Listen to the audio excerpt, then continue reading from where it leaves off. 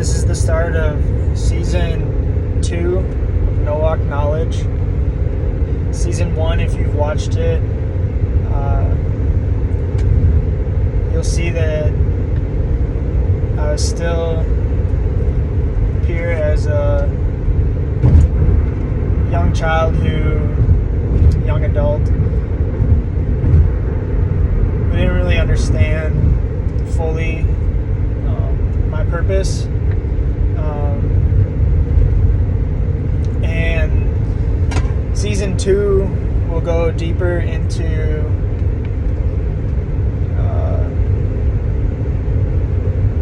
religion. This episode will explain to you my religious journey and the future of religion for this world. So,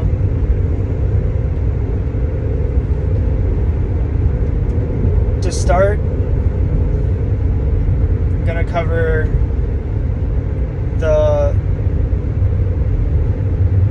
how different faiths will view and see me.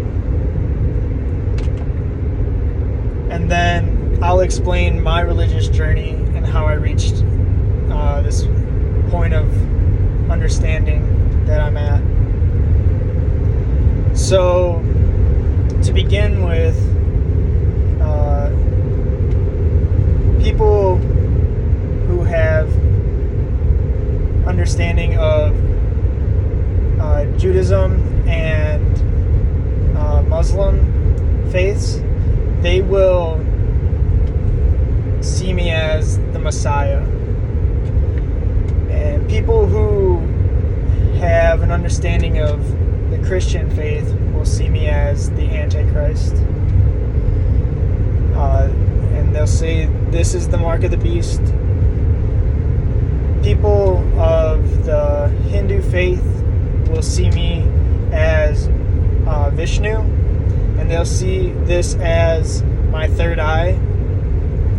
And people of the Buddhist belief will see me as a reincarnation along with the Hindu faith.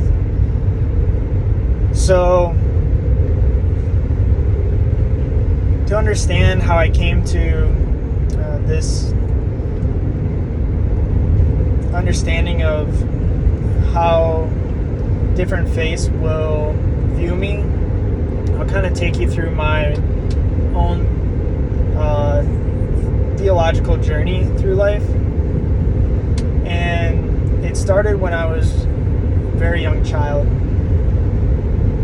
I actually believed that I was able to speak to God, and I questioned the world, and I was in a lot of pain because I was raised Roman Catholic, and I went through all the sacraments and chosen Michael the Archangel as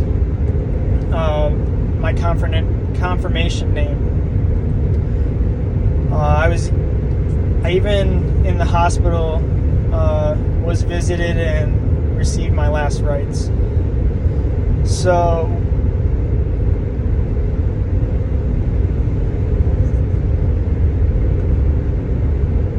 I grew up believing and thinking that I was able to speak to the Lord, and I constantly questioned Him and asked Him why I was suffering so much with this understanding and why there's so much pain and suffering in the world.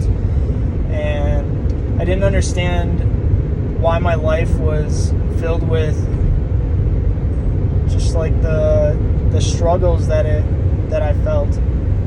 And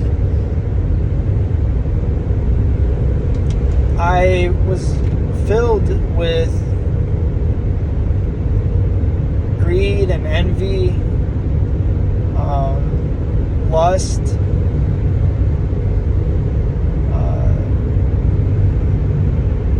I was lazy, and I hungered for a life that was better than mine, the life that I thought I existed in.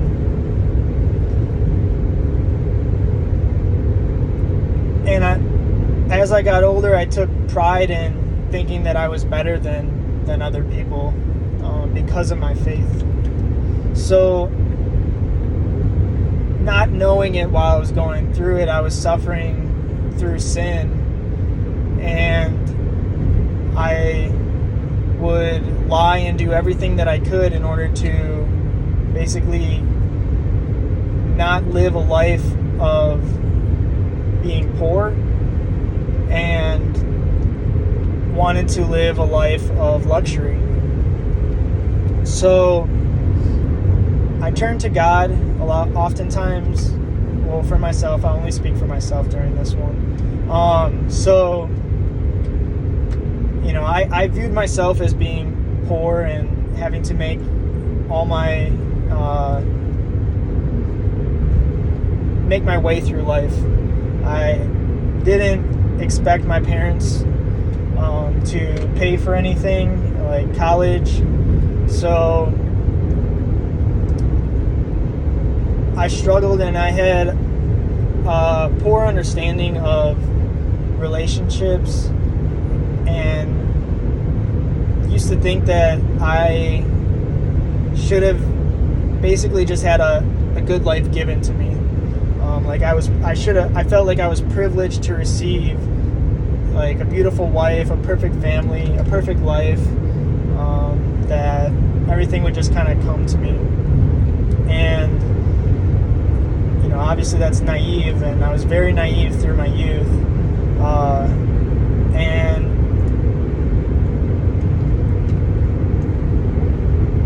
there was a time in my life when I went to college and I started studying philosophy. And while I was studying philosophy, I learned to test the validity of things and how sound the reasoning of things are. So while I was taking my philosophy courses, I was still very religious at that time with the Roman Catholic faith, and I was reading the Bible, going through it with a highlighter, highlighting everything, trying to identify what was valid and what wasn't. And I pointed it out and discovered that two very contradicting things. One was that the God of the Bible, especially the Old Testament, wasn't all-knowing, all-powerful, all-present being. And I learned that through a couple passages, and I'm sure people of these faiths will try and debunk me in a sense for this, but I'm just explaining my own personal experiences. So as I'm going through the test of the validity, because the whole Bible must be true. If it's not, then it's a lie, and it wouldn't be a valid book to base anything off of. It would be a demonic or evil book if it was a lie. So you have to, when I was going through it, I was reading it as if it was the truth. And what I discovered there was a few things, and I have many tattoos that represent different stories of the Bible and Christianity. And on my back, when I was 18, I even got what I thought was to be the Ark of the Covenant, and I have the world on my back with two seraphims facing off of each other, as it says the Ark of the Covenant will have this basically on their back, and I took that into a personification and turned myself into that at that time. So what I discovered, though, was points in the Bible that didn't add up to an all-knowing, all-powerful God, and that happened really early on. And that was a couple of these major points was when God himself came to Abraham, and Abraham asked him, he asked him, are you God? And God responded with, and some people say that God is actually Michael the Archangel, but either way, the response that was given is, I am who I am. And at that time, I looked up what I am who I am is in Hebrew, and I'll probably be corrected by somebody with this, but I found that the closest translation that I could get was Ayer Asher Ayer. And underneath the world on my tattoo, I got that written, Ayer Asher Ayer. I wanted to, at that time, get all the religious symbols tattooed above the world in like an arc. And my tattoo artist said that that kind of symbolism wasn't really necessary, and that's something that I can kind of hold within myself. So another thing that I was reading, and I'll get back to that. So that story has another impact too, where it says, the God or being that came to Abraham says, I heard through the grapevine that what they're doing in Sodom and Gomorrah is really bad, and I'm kind of paraphrasing here. But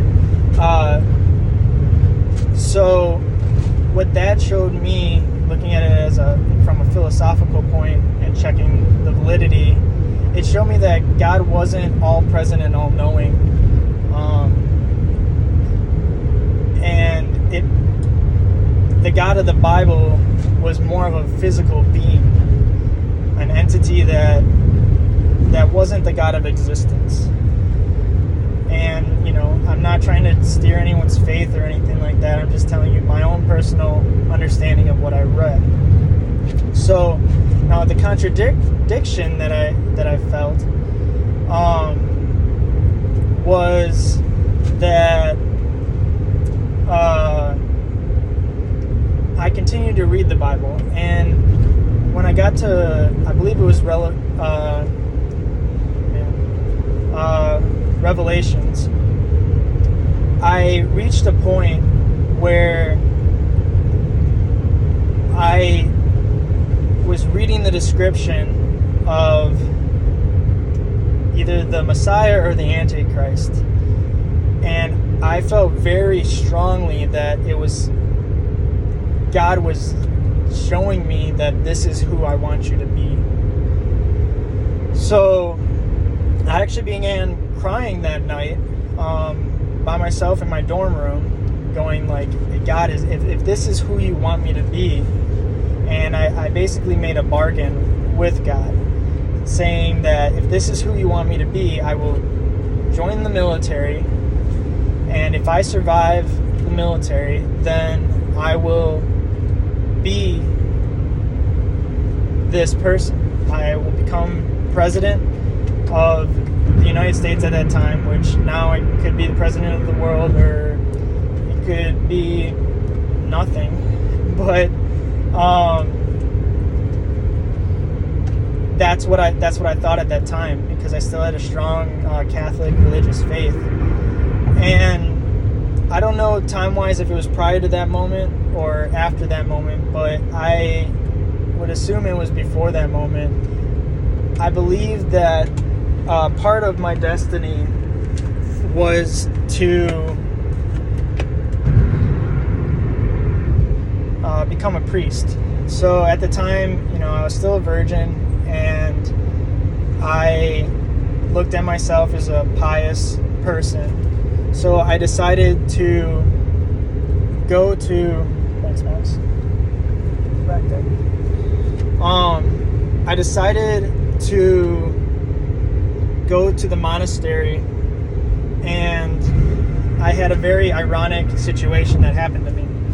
So I went to the monastery and basically said, I would like to become a priest. And the response that I got from the person that I spoke to was, you are too young to become a priest. which if you're a Christian and maybe if you follow the Jewish and Muslim beliefs, but especially a Christian in the story of Jesus, you'll kind of see that there's a very similar situation that Jesus has, where he is basically told the same thing. And that's one of the only stories that really comes from the early childhood of Jesus. So I was like, how ridiculous of a thing for somebody who is, supposed to be a religious person working in this monastery to give me the same response that they gave Jesus and turned him away. Now, that obviously guided my decision and kind of steered me, towards my end result of joining the military. And when I joined the military, I was stationed in a few different areas, but the next religion that I got to experience while I was in the military was when I deployed to Afghanistan. And I had a very interesting opportunity while I was deployed to Afghanistan where I learned to speak Pashto. And I was in the host province near the border of Pakistan. And I made friends, and I was taught the language from local people that I worked with and I was in the towers with, where I would just hold up, like a pen and say, like, in English, this is a pen, and they'd be like, in Pashto, that's a klim. And like for the rifle, I'd hold it up and I'd be like, rifle, and they'd be like, tapak, and so on and so on. And I learned how to communicate with that way. And if I had more questions, I would ask the interpreters how to speak, more fluently.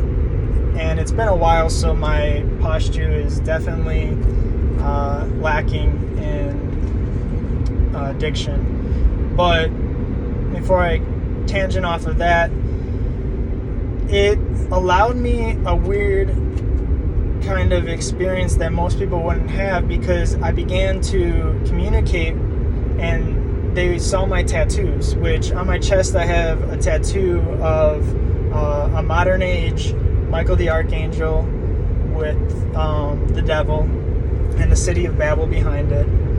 And at that time, I think that might have been one of my tattoos. And as I tried to explain my tattoos, they started to understand the stories that I was saying through their faith. And then they began to tell me